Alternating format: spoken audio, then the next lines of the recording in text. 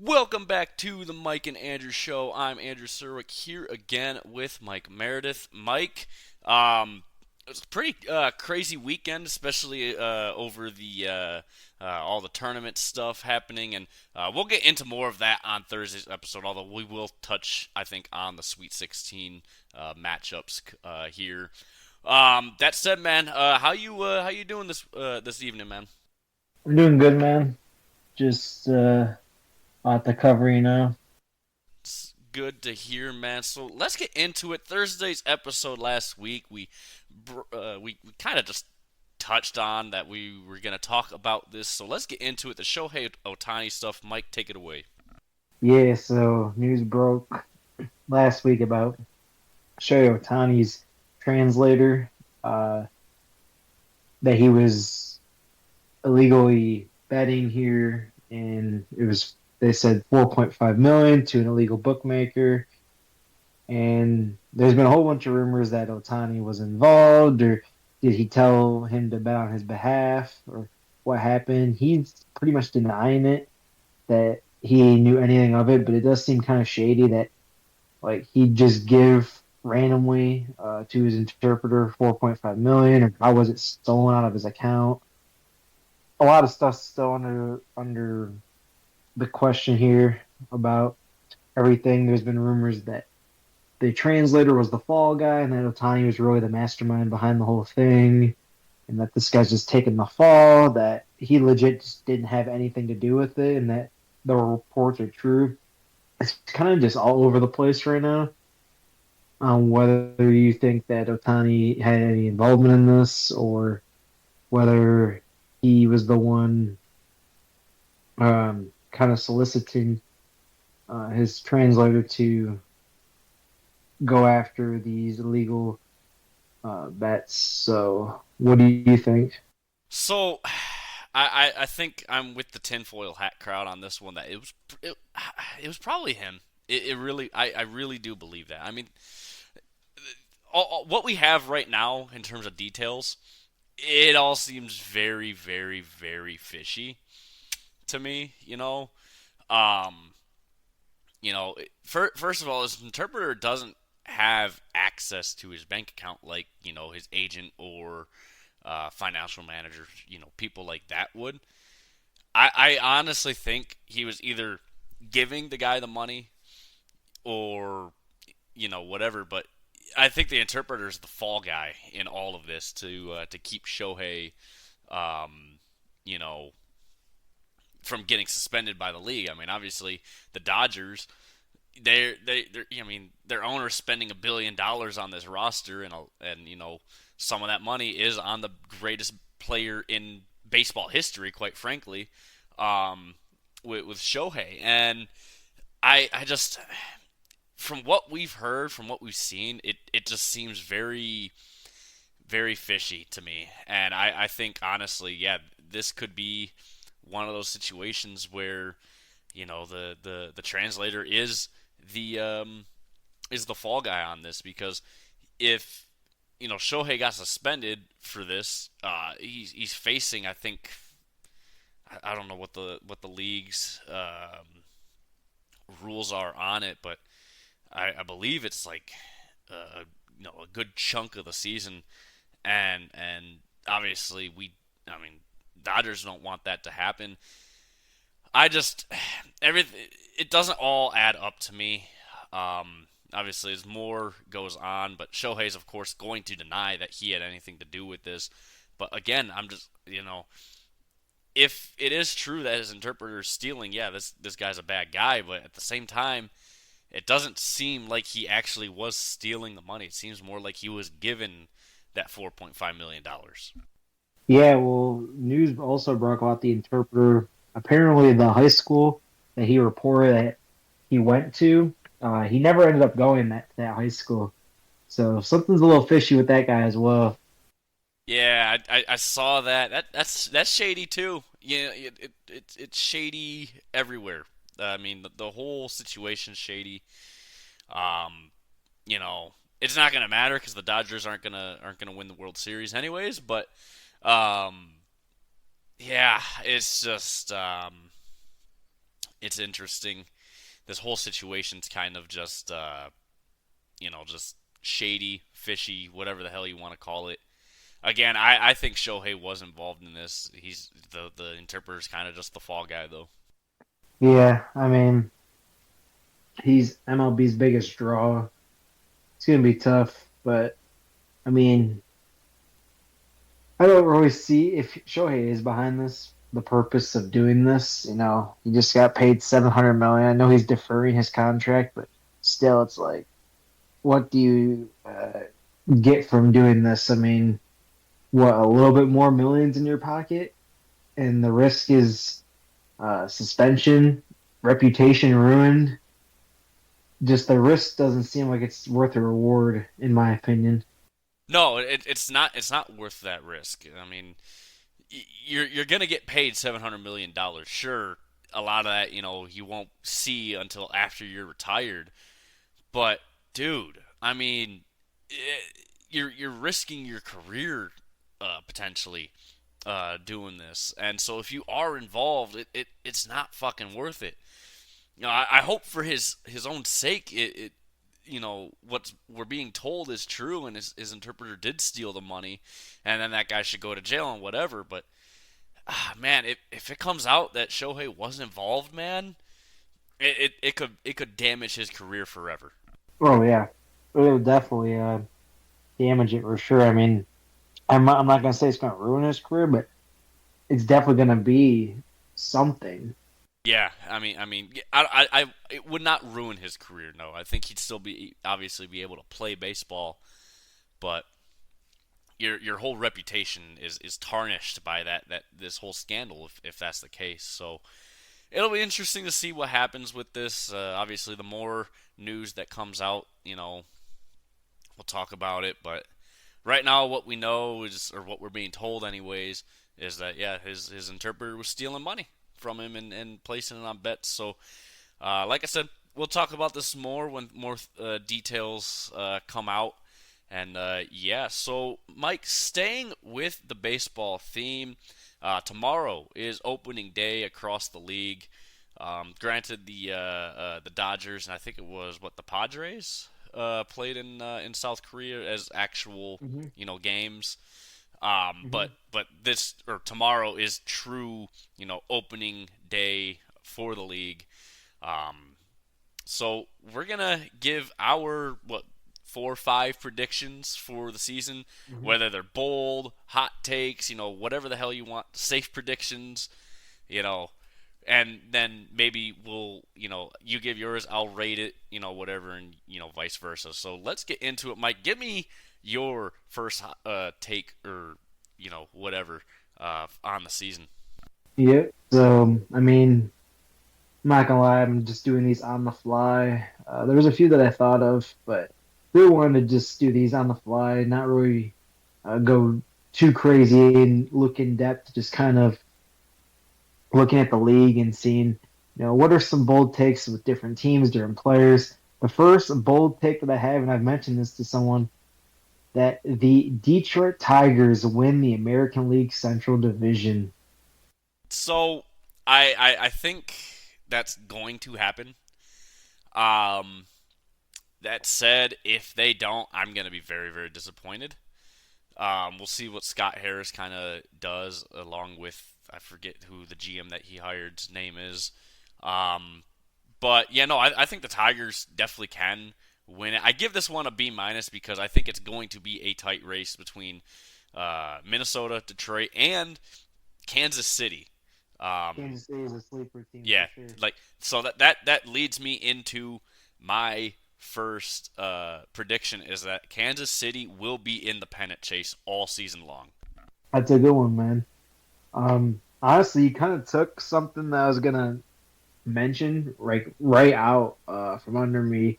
I think I give that one like an A, man. Like that is a super bold take, but it's super reasonable. I think that's a super good one. My next one was that Bobby Witt Jr. of the Kansas City Royals wins MVP of the American League this year. I think that he takes a big step up, and I think that if he's leading the Royals to, uh, you know, second or even first in the American League Central, that's going to be big for him, man. I think he's got a lot of promise. New up and coming star in the league. I think I think he's still viewed as one of the better players for sure in the AL, but to say that he's going to win MVP, I think is a little ballsy take. I think the Royals, though, if they do well, I think he can do it. I like the spice in this one because I mean it is a pretty hot take, but I think it's plausible too. I mean he's really good. He's young. I mean he's when he hits his prime, man, he's going to be really really good. I think. I give this one like an A minus. I mean I think it's definitely possible. I don't think it's entirely probable, but yeah. My next one is Ronald Acuna Jr. is going to go back to back 40 70 years. 40 home runs, 70 steals again. Yes, sir. That's going to be another tough one. I'm trying to think what I think is going to be more difficult for him: the 40 home runs or the 70 steals. I mean, both are going to be difficult. I saw a lot of predictions saying only like maybe 4 or 5 guys are going to hit 40 home runs this year, and it was like the big power hitters like Aaron Judge, Pete Alonso, Matt Olson, like guys who are expected to lead the league. So if Acuna can do that again and 70 steals, I mean, he might go back. He'll go back to back MVP, I think, at that rate. Yeah, I think, if he can do it, yeah, he can win league MVP again because, I mean, a 40-70 season is ridiculously hard to do. I mean, 40 home runs in a season alone is very, very hard. 70 steals is up there as well. So I mean, he needs to be just as consistent as he was last year.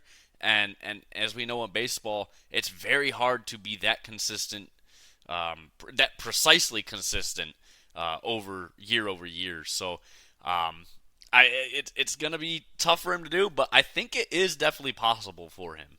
Yeah, I think so too. Uh, man, this next one, I was gonna save this one for the end, but no, fuck it, man. We're gonna do it right now. The San Francisco Giants end up winning 100 games and finishing first place over the Dodgers in the NL West. Call me crazy. They did that a few years ago where them and the Dodgers both won over 100 games, and the Giants won a few more. They were the number one team. I think that they have the potential to do that again, man. Like, I know people were saying the Dodgers are going to win 120 games, but with the Shohei Otahni news, that is going to, I guess, hinder them a little bit if he gets suspended or something. And also, they have a lot of guys in their pitching staff that have histories with injuries. Tyler Glasnow, he's a great pitcher, but he's had injuries in the past. Same with guys in the lineup. They are stacked, but the Giants, they just picked up Cy Young winner Blake Snell. They have the number one and number two. So Blake Snell won the award last year, and the runner-up was Logan Webb. Both on the Giants. That pitching staff's going to be crazy. They made a lot of good moves. They got a really good young rookie from, I believe, Korea. He's from. He's going to be really good. I think they made a lot of great improvements in the offseason. I think the Giants have potential, man, to take this division and also win over 100 games. I like this take because I honestly have the Giants as the favorite to win the NL West.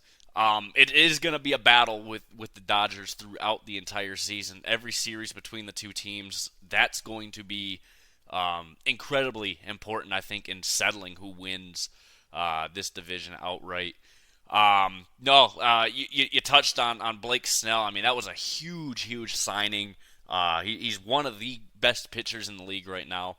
And I think that's where the San Francisco Giants have an edge over the Dodgers is in that starting rotation. I think that starting rotation that San Francisco has is so good, so full of depth that yeah, they can definitely take it to the Dodgers this year. And I mean, they are one of the, if not the most improved teams from last season coming into this season. So yeah, I mean, I like this take a lot here, Mike.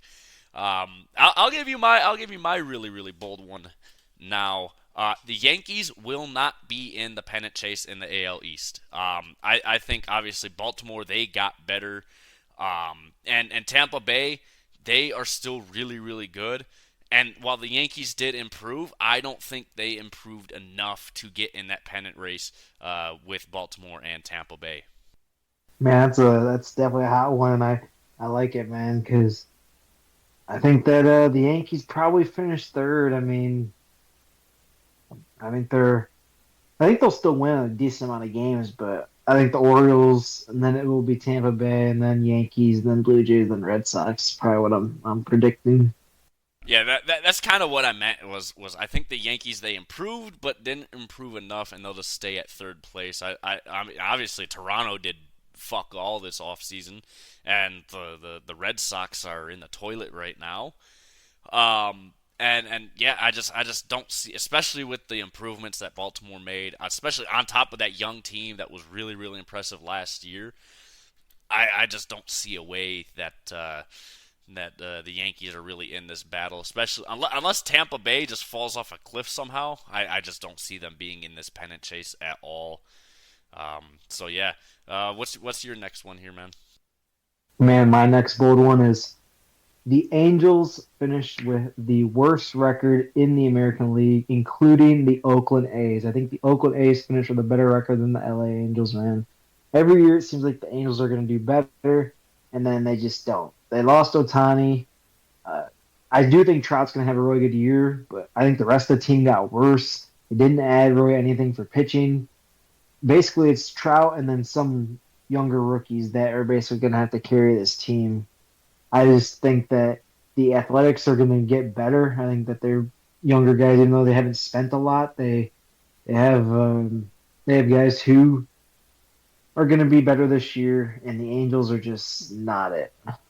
I like this one. I think yeah, the Angels are just such a poorly ran organization. Um, and the A's they got better. They got better. Um, um, over the off season. I mean, they didn't spend a whole lot of money, but I mean, the Angels just lost the greatest baseball player ever in Shohei Otahni for absolutely nothing, and to a team that's literally right next door for the most part, anyways. Um, but I mean, yeah, Artie Moreno, he's one of the worst owners, maybe in sports, um, because of just how poorly ran that Angels organization is ran. I just, yeah, no, I think yeah, the Angels definitely finish at the bottom of this division. So moving on to my next one, and this one isn't even bold, um, but the Dodgers will not win the first playoff series that they play this year. It is no, I'm just kidding. That is not my take. I mean, that's not even a take. It's just a cold hard fact. No. That said, I think we will see the winner of the AL Central make it into the second round of the playoffs because I don't think they're gonna. I think obviously they'll be the worst seeded AL team or AL division winner, so they'll have to play on the wild card series. They're gonna make it past that wild card series because I think honestly, if they have to play like a team like say a Tampa Bay that finishes second place in their division, they could probably beat them. So yeah, that is my take there on the AL Central. My next one, I don't really know if this is really bold because this is just so up for grabs right now, but I think that the Cincinnati Reds end up winning the NL Central here. I think that Ellie De La Cruz and Matt McClain coming back later in the year is going to be really good for them. I think Hunter Green's going to have a breakout year. I drafted him in fantasy. I think that Hunter Green's going to come out and show why he was this touted young prospect, and he's going to be really. I think just the Reds as a team, they're so electric as of late. They got a lot of electric players on that team. I think that the Cardinals take a step back. I mean, they took a step back last year with some of their older guys. They're definitely an older team. The Brewers lost Corbin Burns. The Pirates, I think, will be sneaky. I think they could give the Reds a run, especially if Paul Skeens gets called up or Henry Davis is going off. He's another Rookie of the Year candidate.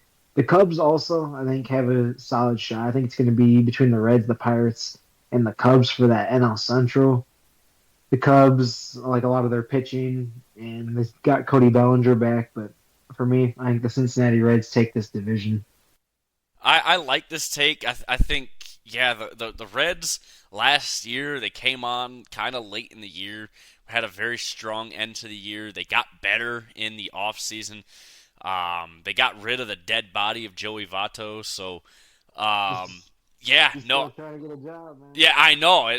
Dude, you've been in the league for 10,000 years. Like, get gone, bro.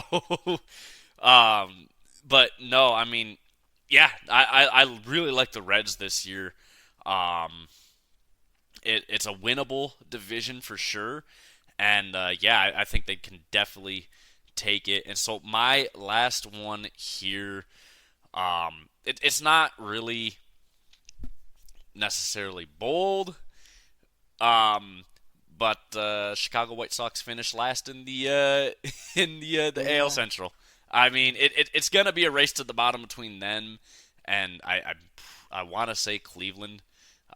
Cleveland did not really get a whole lot better, but yeah, I think Chicago. They're just, I mean, they're little brother to the Cubs. I mean, if we're gonna talk about relocating any MLB team, I think that is the one that would get relocated because nobody gives a fuck about the White Sox in Chicago. Um, and Yeah. yeah, I just they didn't improve. They actively got themselves worse over the offseason. And Yeah, yeah, they've been I don't know, man. Yeah, I mean, I don't know about it being really bold, but I mean, definitely, I think that's very possible. Chicago, ever since they had that really good year, I think it was the COVID year, maybe the year after. I think they finished first, and then since then they just been on a big downward trend. A lot of their players have left or got hurt. Like Eloy Jimenez has been out with injuries. Jose Abreu left.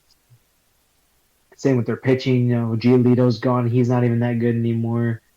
Um, but Luis Robert, I think, is still a very good young player. He's about the only hope they got of doing anything. They lost Tim Anderson as well. He brought a lot of controversy though with what went on last year with him. But You mean when he I got think the knocked White out? Sox, yeah, we got knocked out. Yeah, and him just being kind of a loudmouth. But Yeah, it's just kind of just a player he is, though. I mean, but yeah, I just yeah, they actively got worse this offseason. Like they didn't even try to improve at all, and they don't really have a whole lot of prospects in the top 100 either. Which is uh, yeah, it's such a poorly ran organization. You just hate to see it as a Tigers fan. You just hate to see it. nah, we love to see it. That was some sarcasm in that. But It's but yeah, that's gonna wrap up our takes, predictions, whatever the hell you want to call them for the upcoming MLB season, which starts tomorrow. Officially starts tomorrow. So yeah, now we're gonna transition into some NFL. Obviously, we have the draft coming up, but first things first, we have some rule changes that came in over the weekend, and so we're gonna talk about it. And which one do you want to hit first, Mike? The tackling or the kickoff stuff? yeah. Let's do the tackling because they're turning it into flag football, damn near. Yeah, so basically, it's illegal to tackle anyone anymore. It's a 15-yard penalty for tackling someone. And yeah, that's just about it. I mean, look, the I they're talking about player safety, and I understand to a point with what they're trying to get rid of, but the way they worded the rule makes it kind of almost seem like just tackling in general is not legal, because look, the way the league is played, a lot of tackles have to happen from behind. So, how else are you going to tackle someone from behind that's running the opposite or running the same direction that you're running? And so, it's just frustrating to see this. Seems like the only way to tackle someone now is to just hit them straight up, and that's about it. I mean, it's a 15 Yeah. yard penalty for basically tackling someone from behind now. Um, Yeah. and that's going to change the game. And of course, it's going to be called different in every single game too. So there's going to be some inconsistency that us fans are going to have to deal with. But it's just ridiculous, man. I mean, we might as well take the pads off, start playing flag football because, I mean, that's the only way to keep the game safe, according to the league. Yeah, you can't hit him high. You can't hit him low. Basically, the only way you can tackle him is, yeah, at the waist or the ankles. And when someone was telling me today that they banned the tackle, I was like, did they ban the Kirby Joseph tackle? Because I know that's been like a big controversy. The hitting him right at the knee and tearing their ACL, which Kirby Joseph did to TJ Hawkinson and Tyler Higbee last year. So I think that's probably going to get outlawed here pretty soon too. But yeah, there's just no way to tackle. Like, okay, I understand avoiding the head area just because of the CTE and the stuff like that. That I understand. The hips, like, come on, man. That's not even that dirty of a tackle. It's not even a dirty tackle, man. You gotta grab him by the hips and bring him down. Yeah, it's kind of like when the league brought in the roughing the passer penalty for basically Oh, if you land on the quarterback you get a 15-yard penalty. Like how are you supposed to like stop yourself when you're tackling someone? Um, for in the case of that, like you're supposed to just like roll off the quarterback as soon as you hit them or something. Like it's stupid, and to basically get rid of any tackles from behind now is absolutely asinine to me. I mean, in what fucking world does it make sense that the only way you can tackle someone now is from the side or from it right directly in front of them at the hip level? I mean, it's just not. I it's not gonna solve many problems in terms of injuries because um, yeah, I mean, yeah, you might get a little bit less ankle injuries from this, but it, it's basically the NFL hates defense. Essentially, they don't want to see anyone playing defense. So that's the way I see it. Is they don't want anyone playing defense. They just want to. If they really want to, just go and whoever can play football without a defense gets the most style points wins. It's getting ridiculous really with this bullshit. yeah, it is ridiculous, man. Again, they're just making it so hard for the defensive players, and man, they were going off on Twitter yesterday. JJ Watt was like the main guy, and there was a few others that DJ defensive Reader players are livid. DJ Yeah, Reader literally said they don't want us tackling anymore. no, they don't. Like it just the defensive players are fed up, and it was like the owners were all for this rule, but it's like, bro, who gives a shit about the owners, man? Like the players should have the most input. They're the ones on the field. Right, and that's what I'm They're the saying ones is like that doesn't happen. they don't take like the NHL the rules have to get approved by the NHLPA.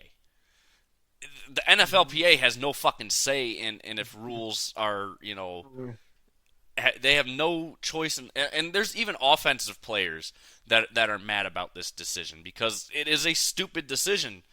I saw I think it was I want to say it was T Higgins. I can't remember. It was some bigger named wide receiver though. He even said that this rule is stupid because again it's getting rid of tackling in the sport essentially. And it just makes no sense at all to anyone who's a fan of the sport to get rid of this sort of a tackle. I mean, if they were really all about player safety, they would take the pads off and they would only play flag football. I mean, if we're being completely honest, but no, Yeah, at this point. it's just getting ridiculous. They don't want anyone to tackle anymore. They don't want anyone to play defense. Yeah, it's so stupid. It's so frustrating, man. Yeah, it is, man. Like I said, it's just changing the game. Yeah, It's not. It doesn't hit the same like it did 20 years ago. it quite It literally legit doesn't does not hit the hit the same. same.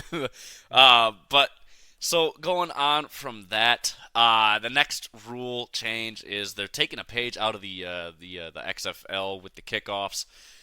Basically, um, the kicker obviously lines up at their own 35, kicks the ball down.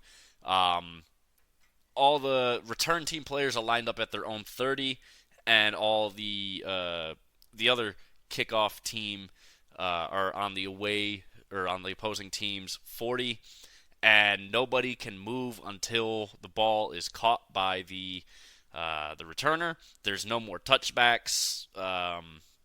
You'll actually Oh, get kick further return. kicking off touchback. Yeah, you kick it out of the end zone. They start I think at like the 35 instead of the 25 now. So it's basically a 10-yard penalty for that. Um, and it's basically the way I see it is just get rid of fucking kickers. Take them out of the sport. Go for two every single fucking time. This is Yeah, at this stupid. point. It is really stupid. Um, you know, if you want to take care of player safety, just get rid of kickoffs. That's the solution. Get the ball at 25, play football. That's basically what it should be. I mean, kickers are becoming useless. This is a stupid rule. Sure, we're gonna get actual kick returns now. But again, if they really want to get rid of player safe or get help with player safety, just get rid of kickoffs. That's the way I see that. Yeah. This is ridiculous. Just like who was complaining about kickoffs last year? No one. I didn't hear a single person complain that. Oh, we need to change the kickoff. Like no. Like it's just stupid. Like now, instead of having them run and actually hit them hard with momentum, like they're not gonna have any momentum because they're gonna be lined up at the 40 with the other team. I was like looking at Sam like, bro, this is dumb. They're just lining up in a straight line across, and yeah, at this point, and if you can't even now, touchbacks aren't even a thing. Like at this point, just give them the ball at the 25. Just rule kicking irrelevant at this point. And I've been saying this for years, is that the league just needs to get rid of kickoffs. They are completely pointless. Kickers' legs are way too fucking strong now, anyways, to the point where every kickoff goes into the first couple rows of the stands at every single field. Um, and yeah, again, nobody can move until the returner has the ball, which I mean that's a easy free 15 20 yards right there because of that. Um, and just at this point, just get rid of kickers entirely out of the game. Expand the rosters that way, and now you don't have a roster spot for a guy who's only gonna kick you extra points, and you don't even need them anymore because you can just go for two every single play. I mean, you might as well just get rid of kickers, get rid of kickoffs. It's pointless now at this point because again, kickers' legs are way too strong, and if you really want to take care of player safety and take care of the players, get rid of kickoffs entirely because you still will get some pretty big hits here. Let's be honest. Yeah, football is just like trying to do away from hits, and it's like, bro, it's literally the sport. Like, there is no way to take hits out of football. Like, that's just how it is. Like, unless you want to make it two-hand touch, which is just like, no, like that's not football. That's two-hand touch. Like, they want to make all these rule changes. Again, I understand the head stuff, but even like some of the roughing the passer calls, unless they're getting drilled in the head, like what are we calling like some of these roughing the passer penalties? And then too, it's like they have all these head injuries, but they don't think to. I mean, I get they're probably reinventing the helmet, but you're telling me in 2024 we can't find a way to make the helmet um, a little bit more beneficial to help these players. I mean, geez, guys were getting rocked 50, 60 years ago wearing like basically nothing on their head. Yeah, I mean it's ridiculous. Now, I granted the helmet you can't do everything to take care of that. I mean, your brain inside your head, you can't fix your brain moving around inside your head, right? Like that's just our biology. Our brain just floats around in our head. So no matter what you do to eliminate or to make the helmets better, you're not going to eliminate concussions because of the fact that your brain literally moves around in your head, and that's what will cause it. So any impact, no matter what, is going to fucking hurt your brain. But I understand trying to limit these head tackles, but I mean again, if you really want to take care of player safety, just get rid of the kickoff entirely because it's a stupid rule. I mean, it's from the XFL, so like, why are we even fucking bothering with it? And just yeah, I just get rid of kickoffs entirely. Um, so yeah, those are the two big rule changes. Now there is one operational change that also is coming the NFL's way, and I am actually very very happy that this has that they're finally doing this. I said this before they even expanded the season to 17 games from 16. They're pushing back the trade deadline to week 9 instead of week 8. I've always said, even before it was 17 games, that it should be week 9. It should be after the midway point of the season, just like in every other league. That's when it makes the most sense to have a trade deadline. They're pushing it back to week 9 now. I absolutely love this move. I think it gives teams another week to really evaluate where they are in the season, so you won't have retarded franchises like the New York Giants try and make a run after starting the season 1-5. You kind of give organizations another week to realize where they're at and say, hey, okay, we're gonna buy, or hey, we're gonna sell, and just go from there. I think this is going forward a huge, huge, huge move, and it's the only rule change really that I like that the NFL's come out with. Yeah, I think that for me it wasn't that big of a deal, but I like it gives teams an extra week to make trades, but yeah, I think that's fine. Yeah, it's I just really like it. Again, it gives teams more options, more time, really get them, situated in okay, we're 3-5. I don't think we're gonna be able to turn this ship around now. Let's get out while we can. So I yeah, I like this move a lot. So yeah, it'll be interesting to see what happens this season, especially with these new rules. I mean, yeah, we get the exciting kick returns again, maybe. But again, they're getting rid of tackling, and this kickoff rule is stupid, anyways. But anyways, guys, Thursday's episode, we're gonna get into NHL, NBA power rankings as those seasons wrap up. Obviously, we're looking to the playoffs in both those seasons as well. So I think that'll be the last power rankings before the playoffs start. Or actually, maybe one more after that. But obviously, the NFL draft is right around the corner. So we'll definitely talk more about that as we lead up to it. That's only a couple weeks away, so it'll be interesting to see for sure what goes on there, and what kind of wacky topics we can come up with to talk about it. But anyways, guys, rate, review, subscribe, help us out. Let us know what you want to see more from us. Check out our YouTube page. Share the podcast with everyone you know that loves sports just as much as we do.